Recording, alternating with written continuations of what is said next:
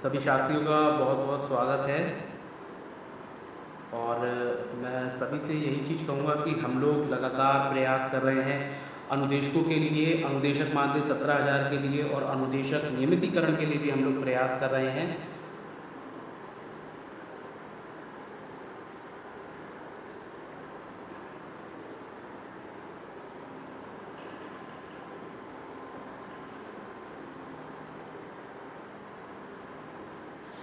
सभी साथियों का बहुत बहुत स्वागत है। मैं एक बार आप सबसे यही कहूँगा कि अभी 10 बजने को आ रहे हैं और मेरा इस समय आपके सामने आने का मेन मोटिव यही है कि इस समय जो घंटी बजाओ कार्यक्रम अनुदेशकों के लिए होने वाला है, तो मेरी आप सबसे यही गुजारिश है कि आप लोग ज़्यादा से ज़्यादा संख्या में आके वहाँ पर इस कार्यक्रम में भाग करें और ताकि ये सारी बातें जो हैं वो सभी के सामने आ सके, क्योंकि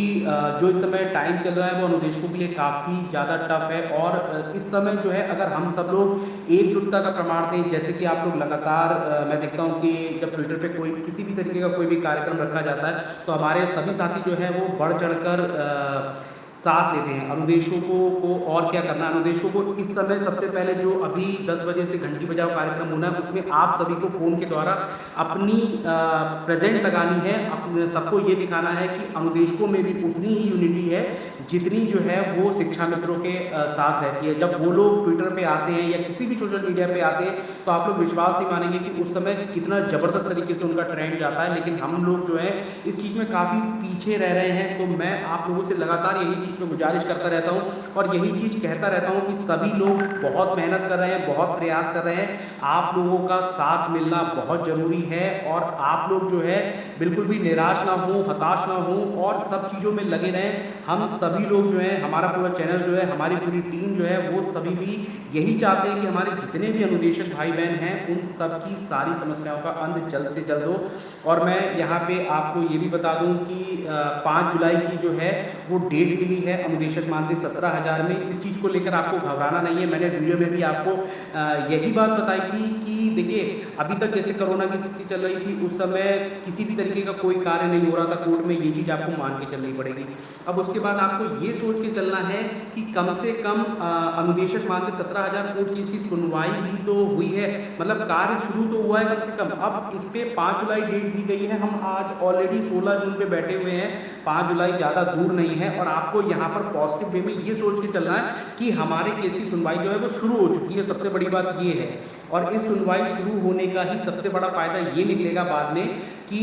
जल्द से जल्द कोई ना कोई, अगर हम ये भी मान के चलते हैं कि हमें एक और डेट मिल जाती है तब भी इस चीज़ में आपको घबराना नहीं है। मैंने अभी दोपहर में एक वीडियो डाली थी, जो वीडियो एक डिबेट पे थी, जो अनुदेशकों को लेकर ही सारा मुद्दा उठाया गया था। इस चीज़ में आपने पूरी वीडियो को देखा होगा और समझा होगा क्या पूरा मामला रहा, किस तरीके से सरकार ने ये तक वहाँ पे कहा कि चुनाव से पहले हम लोग ऐसी बात कर लेते हैं लेकिन बाद में बहुत सारी चीज़ें ऐसी होती हैं जो करनी पॉसिबल नहीं हो जाती है। तो अब भाई ये बात तो बिल्कुल क्लियर है कि हम सभी लोग जो है बहुत अच्छे से सब चीज़ों को देख चुके हैं, जान चुके हैं, समझ चुके हैं। अगर अब हमारे साथ कुछ गलत होता है तो हम बिल्कुल क्लियर वे में सिर्फ उसी का साथ देने वाले हैं जो लोग हमारे लिए कुछ अच्छा काम करेंगे। इसके साथ साथ मैं आपको बताऊं कि देखिए यूपी टेट की वैलिडिटी जो है वो भी लाइफ टाइम की जा रही है और साथ में जो है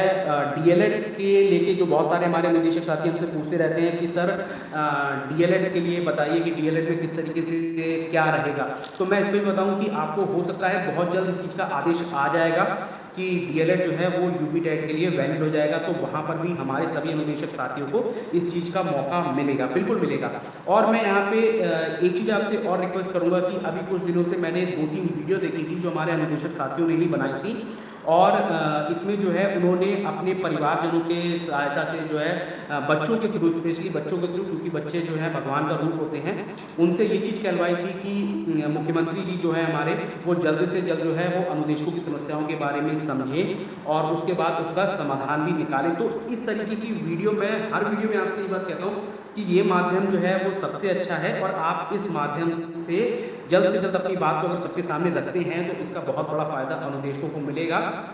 मैंने वो सारी वीडियो जो है वो अपने YouTube चैनल पर अपलोड की थी, आपको बताया भी था और आपको समझाया भी था कि आप लोग भी अपने स्तर से इस चीज़ का प्रयास कीजिए। देखिए शासन स्तर पर और जो हमारी टीम है, विधिक टीम है, और जो 17,000 मानदेय का मुद्दा चल रहा है, वो सारी चीज़ें अपनी जगह चल रही हैं। इसके साथ साथ आपको जो है इस चीज़ का भी ध्यान रखना पड़ेगा कि आपको अपनी तरफ से भी बहुत चीज़ें करनी है। मेरे जितने भी साथी अभी जुड़े हुए हैं, मैं उन सबको नमस्कार करता हूं, और सोनम शर्मा जी बहुत बहुत नमस्ते आपको सभी को।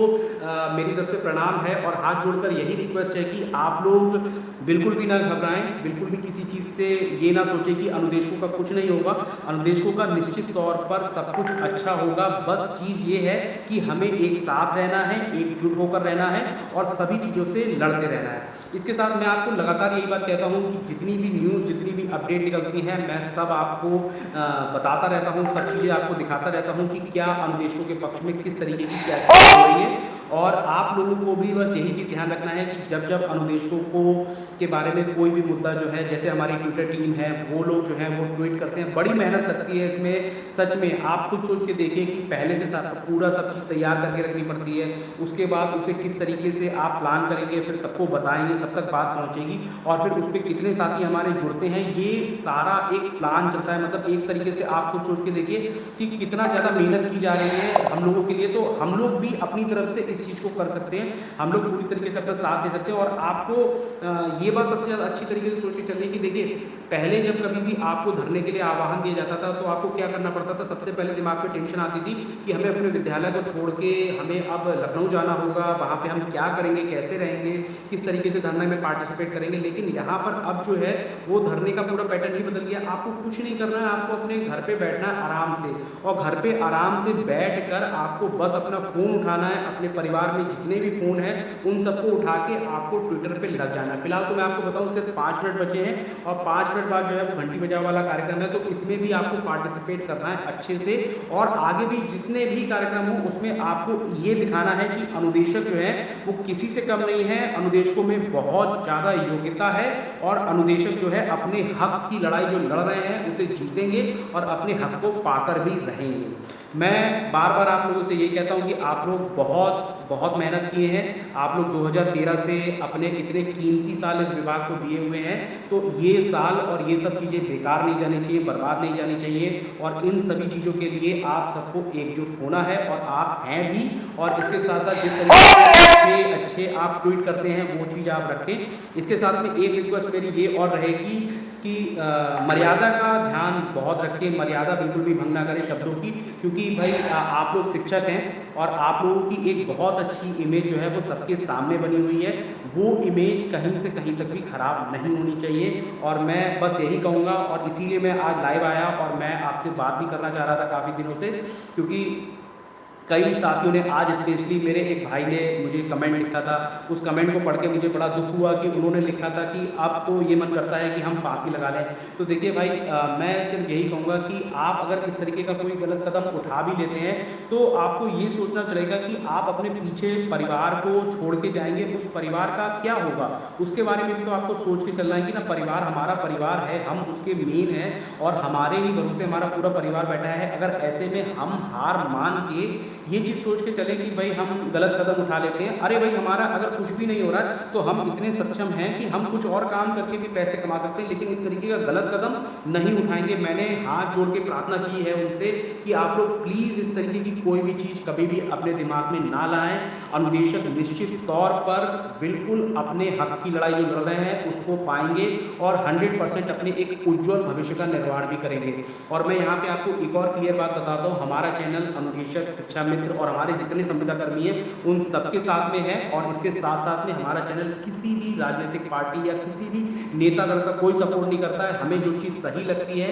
हम बिल्कुल उसी चीज़ को दिखाते हैं, जो चीज़ हमारे अनुदेशक भाई, शिक्षा मित्र भाई और सभी के लिए उन्हें लाभ पहुंचा सके, हम वो अपडेट अपने चैनलों पे जरूर दिखाते हैं। और आप लोगों का जितना प्यार मिलता है वो सारी चीज़ें मैं देखता हूँ, और मेरे द्वारा जितना भी प्रयास हो सकता है मैं बिल्कुल करता हूँ। बहुत जल्दी हम लोग जो 32,000 भर्तियाँ रुकी हुई थी उस पर भी आवाज़ उठाएंगे। इसके साथ साथ में एक आवाज़ हम और उठाने वाले हैं कि जो आने वाली नई भर्ती होंगी उसमें अनुदेशकों को उनके जो एक्सपीरियंस है 13 साल का, उसके आधार पर उनको वेटेज मिलना चाहिए और हर हाल में मिलना चाहिए। ये उनका हक है, क्योंकि 2013 से एक बहुत लंबा समय और बहुत लंबा एक्सपीरियंस उनको हो चुका है और इसीलिए ये वेटेज जो है वो उनका हक है। जिस तरीके से शिक्षा मित्रों को भी इस चीज़ का फ़ायदा मिला है, उसी तरीके से अनुदेशकों को भी इस चीज़ का फ़ायदा मिलना चाहिए, ताकि आने वाली नई भर्ती में, भाई ये सिंपल सी बात है, बिल्कुल क्लियर है, जो जना आपके साथ आपके स्कूल में बैठा हुआ है, मतलब जो 7 साल 8 साल से पढ़ा रहा है, जो हर एक चीज़ का एक्सपीरियंस रखता है, अपने सब्जेक्ट से ज़्यादा वो दूसरे सब्जेक्ट को पढ़ाते हैं। अपने सब्जेक्ट में तो उन्होंने सबको अव्वल बनाए ही है, साथ में दूसरे सब्जेक्ट में भी अव्वल बना रखा है। आप उन लोगों को अपने विद्यालय में जो है परमानेंट नौकरी नहीं देंगे, उसके अलावा आप नई भर्ती करके दूसरे जगह को ले आएंगे, ये तो बिल्कुल ही गलत बात है। भाई 7,000 में हम लोग कब तक नौकरी करते रहेंगे? इसके साथ जो है भाई हमारा हक बनता है कि अगर हमने इतना लंबा समय इतना अच्छी तरीके से इतनी ईमानदारी से हमने विभाग को दिए हैं, तो ये हमारा हक है कि हमें जो है हर हाल में भारांक मिलना चाहिए। इसके साथ साथ में अनुदेशकों को उन्हीं के पद पर नियमित भी करना चाहिए, ये 100% मांग है और अनुदेशक जो है इस मांग से पीछे नहीं हटने वाले किसी भी हाल में। ये सभी जितनी भी बातें हैं, हमारे बहुत सारे साथी इस समय हमसे जुड़े हुए हैं। मैं आप सबसे सिर्फ 2 बातें और कहूँगा। पहली बात यह है कि आप लोग कोई भी गलत बात अपने मन में नहीं लाएंगे, कोई भी गलत ख्याल नहीं लाएंगे, और गलत ख्याल अगर आता है तो आप अपने पूरे परिवार के बारे में सोचेंगे समझेंगे और उसके बाद सिर्फ ये सोचेंगे कि देखते हैं कब तक लड़ना है, और लड़ना जरूर है, हार कभी नहीं होगी, जीत जरूर मिलेगी। और दूसरी चीज़ मैं आपसे ये कहना चाहूँगा कि जितनी बार भी ट्विटर का अभियान चलता है या कोई अन्य अभियान चलता है, तो उसमें हमें अपनी